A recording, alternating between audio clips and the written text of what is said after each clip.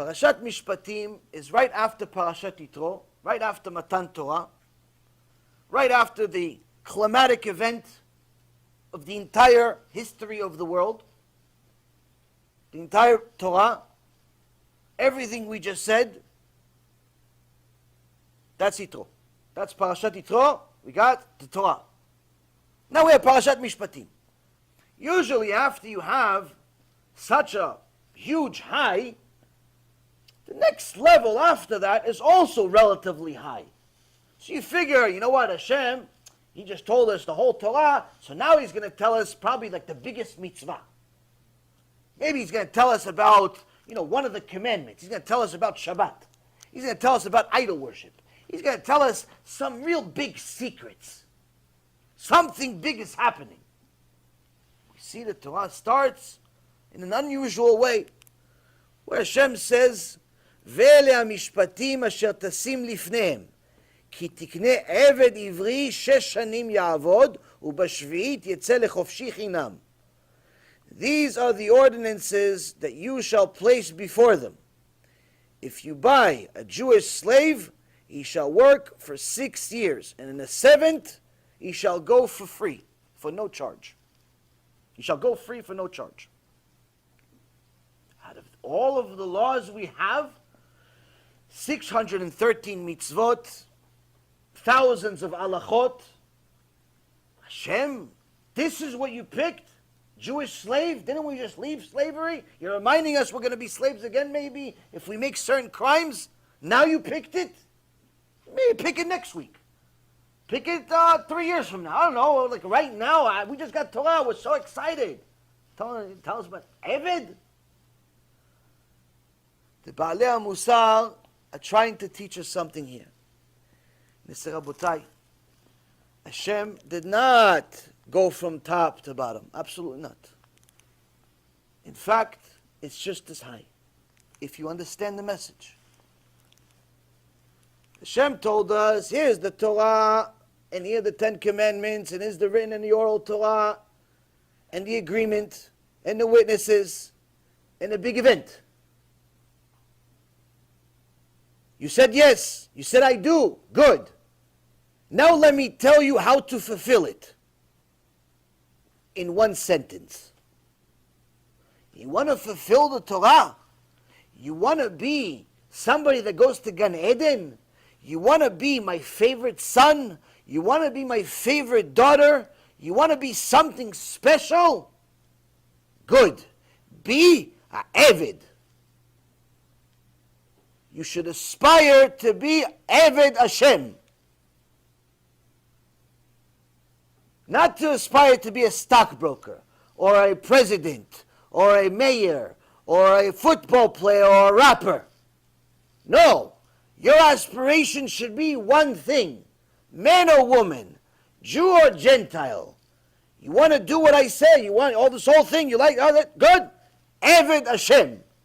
Which means what? Eved Hashem means a slave of Hashem. People like to say it in English, servant, because it sounds more politically correct. No, it means slave.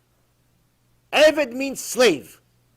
Alvai, we become slaves for Hashem. Why? He's the best owner in the world. What does it mean, slave? What does it mean, Eved Hashem? Eved en lo bchira. A slave of Hashem does not have his own choice, meaning he doesn't care about any choice of his. All he cares about is, Hashem, what do you want? What do you want me to do? What do you want? No, go do what you want. Yeah, I want what you want, Hashem. I want what you want. I don't want what my neighbor wants, where she says I should wear a long wig, but you want kisui rosh with a mitpachah, like Sarah Imenu. So I want what you want, Hashem. I don't want to go to the discotheque and have all these drinks and in Tveria with all the Chilonim over there, and the mayor of Tveria, Imach Shimo v'Zichro, that opened Tveria for Chilul Shabbat Befaresia now for the entire city as a tourist town. I don't want to go there. It looks like fun for them, but I know it's not. Why? It's not what you want. It's not what you want, Hashem. I want to be Eved Hashem. I want to go to Beit Knesset on Shabbat. I want to learn Torah with my kids on Shabbat. I want to be with my wife on Shabbat. That's what you want. An Eved doesn't say, oh, but Oh, but. No, there's no oh, but. That's what you want, Hashem? I'll find a way to do it. Please help me. I'll find a way to do it, but please help me. Really, it's all you doing it. I just have the desire. I have one desire. What's the desire? Do what you want. That's an Avid. If you had an Avid in your house, you're one of these rich people that has Avid in your house. You have a slave in your house. They like to call them different names. A chauffeur, cleaning people. They're all avadim, by the way. It doesn't make a difference. There's no shame. All of us are avadim. You work for somebody. But the reality is that if somebody works for you, and their job is to be your in-house maid, living maid, and so on. And you, Mr. Businessman, you wake up at 3 o'clock in the morning, and you have an unusual desire. You want a latte with 3 sugars. You want a latte with 3 sugars.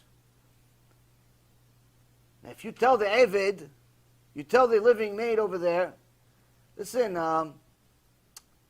latte, 3 sugars. And she says, no, come on, boss, I'm tired. She gonna have a job the next day? He gonna have the job the next day? No. Why? He's not an Avid. He's not a loyal servant. Not a loyal servant. I'm paying you what?